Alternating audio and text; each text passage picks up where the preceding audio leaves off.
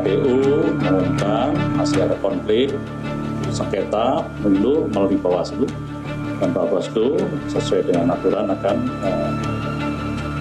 disampaikan ke MK, dan kita akan mengamankan proses demokrasi tersebut, dan tentunya kita semua itu antisipasi. Demikian tentunya semuanya harus membawa bukti, dan saya kira itu mekanisme yang sudah diatur di MK.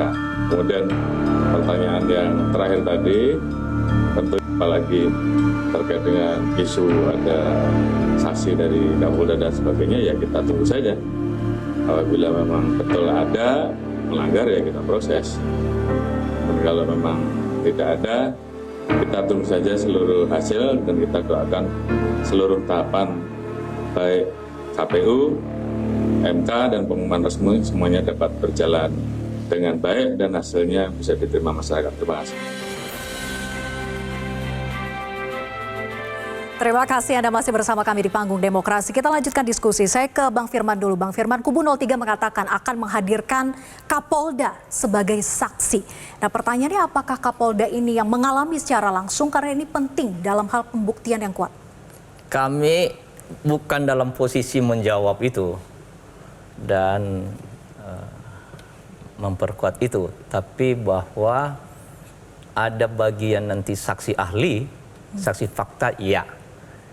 Tapi itu bagian dari taktis strategi, kami tidak perlu menyampaikan. Bisa jadi malah saksi ahlinya, saksi faktanya malah melebihi otoritas dan kapasitas itu. Tapi karena ini bagian dari persiapan, tentu Bung Habib kan tidak perlu tahu dulu apa yang perlu kami sampaikan. Tunggu bocoran justru nih. Jadi ini baru kasih permukaannya doang gitu ya? Iya, tidak juga kami dalam posisi menjawab itu. Tapi bahwa memang ada sejumlah saksi yang signifikan dalam pandangan kami, tentu ada dipersiapkan sebagai bagian nanti untuk mendalilkan dan menyampaikan pembuktian kesaksian soal apa yang kita sampaikan di forum yang sidang terstruktur, MK. sistematis dan Betul. masifnya ini kan harus bisa dibuktikan. Nah, apakah ini hanya satu Kapolda di wilayah satu-satunya saja, Ya, saya atau masih di belum beberapa bicara soal wilayah? Kapolda ya. Saya kan dalam posisi tadi itu dari tadi Mbak terus yang bicara soal Kapolda ini. Jadi saya bukan dalam posisi menjawab itu ya. Tapi dalam posisi untuk menyampaikan bahwa ada sejumlah saksi-saksi, baik kategori saksi ahli maupun saksi fakta nantinya. Bisa jadi malah yang hadir itu lebih tinggi posisinya, otoritas dan kapasitasnya ya. Dan memang soal saksi kan salah satu dari bagian untuk memperkuat soal tesis kita, dalil kita, permohonan kita bahwa ini terjadi pelanggaran terstruktur, sistematis dan masif. Oke, ini masih disimpan dulu. Apakah memang ada sosok Kapoldanya, ataukah justru khawatir kalau sudah dibocorkan nanti akan diganggu-ganggu, jadi tidak jadi bersaksi? Kami lebih pada posisi draft substansi yang sedang kami rumuskan, karena itu yang paling utama didengar, ditanggapi oleh Mahkamah Konstitusi maupun menjadi pandangan publik nanti. Demikian juga para pihak yang lain ya. Dan tentu itu kami perlu menyampaikan, kami sudah memperlihatkan draft itu soal substansi ya. Tapi memang ada pendekatan nominal, sengketa suara, tapi juga yang lebih utamanya adalah bahwa ini pendekatan TSM yang lebih bersifat kualitatif. Apa itu, di mana itu, nanti ditunggu di Mahkamah Konstitusi. Oke, masih disuruh nunggu dulu. Ya udah, saya ke Mbak Titi deh. Mbak Titi, jadi apa yang bisa kita harapkan dari Kapolda yang katanya akan bersaksi untuk kecurangan yang TSM? Ya, kalau kita lihat ini 3 calon ya. Jadi peluangnya itu sebenarnya bagaimana supaya ada putaran kedua. Kalau dari selisih suara kan memang bisa kita katakan 58% perolehan, itu kan menggeser dampak dari TSM tadi berpengaruh, harus tetap harus dikuantifikasi.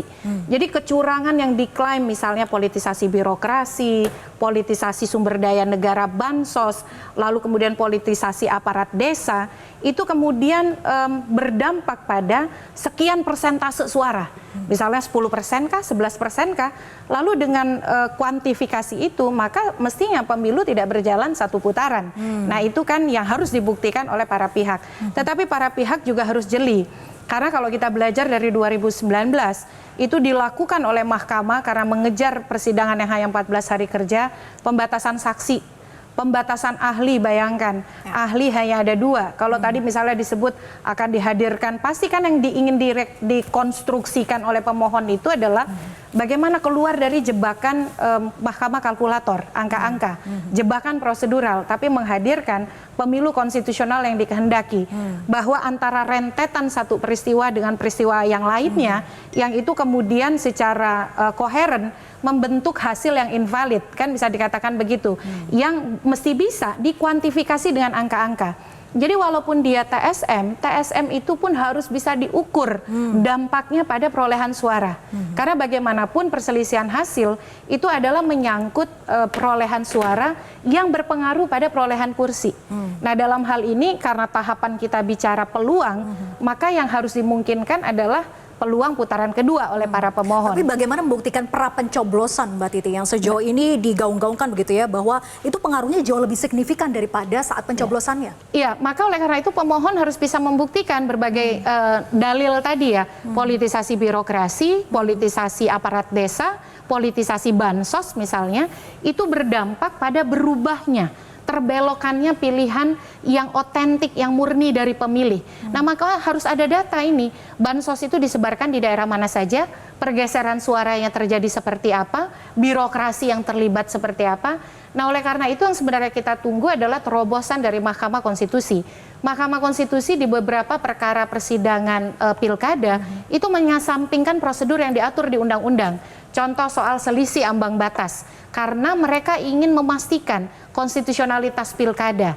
Apalagi kemudian ketika mahkamah menemukan misalnya hasil yang ditetapkan itu diduga dalam penalaran yang wajar memang melalui prosedur yang salah. Atau kemudian kasus Saburai Jua, ada peristiwa hukum khusus yang membuat mahkamah mengabaikan batas waktu pengajuan perselisihan hasil. Apakah dengan dalil yang mampu dihadirkan oleh pemohon misalnya, saking kokoh dan solidnya, lalu mahkamah menilai 14 hari ini perlu ditambah. Karena di beberapa putusan perselisihan hasil pemilu, Mahkamah Konstitusi menjadi pseudo judicial review. Misalnya contoh di Noken, Mahkamah menyatakan Noken itu konstitusional, bukan di pengujian undang-undang, tapi di perselisihan hasil pemilu. Nah, dalam konteks itu apakah Mahkamah akan mengkoreksi 14 hari kerja ini karena dengan tujuan memastikan prosedur persidangan yang betul-betul bisa mengungkap perselisihan secara substantif, itu yang kita tunggu. Apakah mahkamah akan datang dengan kejutan itu? Tetapi sekali lagi mahkamah akan datang dengan kejutan atau tidak sepenuhnya bergantung pada kemampuan membangun permohonan yang argumentatif, kemampuan menyajikan saksi-saksi, fakta-fakta persidangan, dan juga ahli-ahli yang mampu menopang permohonan dari para pemohon. Jadi harapan terobosan itu ada, tapi bagaimana kembali pada yang melakukan gugatan gitu ya, bisa membuktikan atau tidak di MK. Tapi poinnya adalah bahwa saja, MK bisa mengoreksi, terbukti dengan itu. Itu sebenarnya basisnya adalah demi untuk keadilan dan kebenaran, untuk penguatan konstitusi. Kalau pendekatan 14 hari ya misalnya ya, dan itu bisa kita dialogkan lah. Tapi memang kalau bahwa MK pernah menyentuh soal TSM pernah, level kabupaten, kota. Ada dua hal, yaitu soal yang kecurangannya dan soal kualifikasi juga.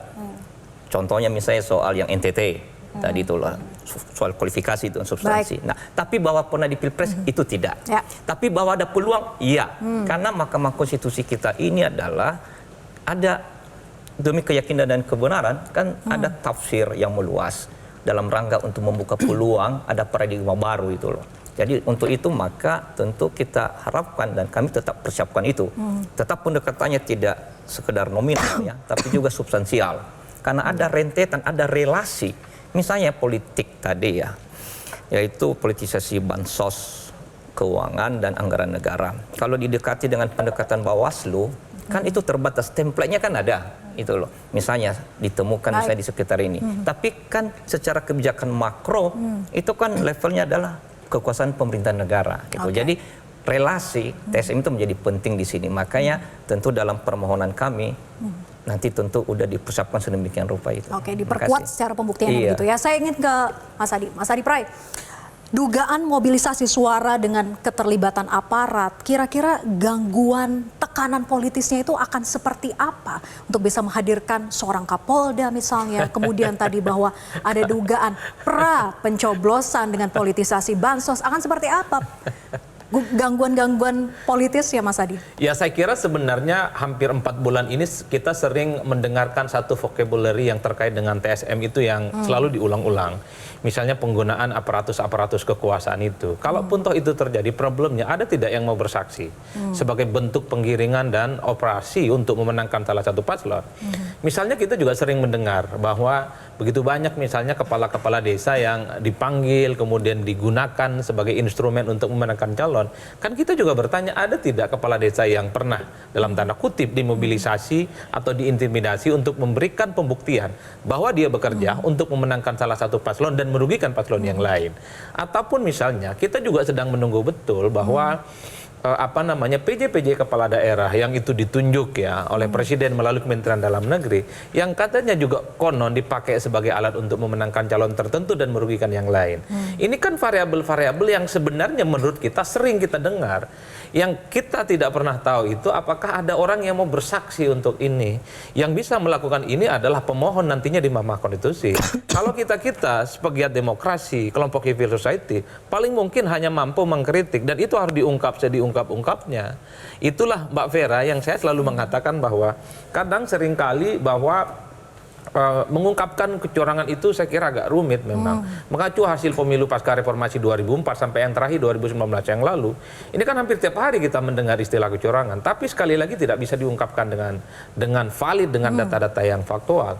Oleh karena itu saya termasuk yang sebenarnya punya keinginan bahwa betul ada kecurangan dan itu bisa diungkapkan. Oleh karena itu yang bisa mengungkap ini adalah tim sukses, tim pemenangan, tim relawan yang saya kira ada di 01 dan 02. Kalau meminta kita Mbak Titi untuk mengungkap, menyajikan fakta-fakta terkait dengan kecurangan nggak sulit. Karena kita bukan pemain. Hanya ada indikasi-indikasi yang bisa kita deteksi dari berbagai cerita, dari berbagai informasi yang kemudian kita tidak bisa organisir untuk sebagai bagian dari untuk mengungkap kecurangan ini. Inilah yang saya selalu mengatakan bahwa ayo dong 1 dan 3 tunjukkan ke kita, nanti kita kawal bahwa kecurangan itu betul-betul ada. Ayo dong 1 dan 3 nanti ya. Bahwa pemilu kita ini penuh dengan kecurangan. Saya belum dijawab. Nanti kita jeda dulu. Nanti 01 bisa menjawab. Oke. 01 bisa menjawab sebetulnya. Ya, cipta kondisi dan pra pencoblosan itu buktinya apa yang dipunya oleh kubu 01 terlebih dengan 1000 pengacara itu. Tapi dijawab nanti saja, tetap bersama kami di Panggung Demokrasi.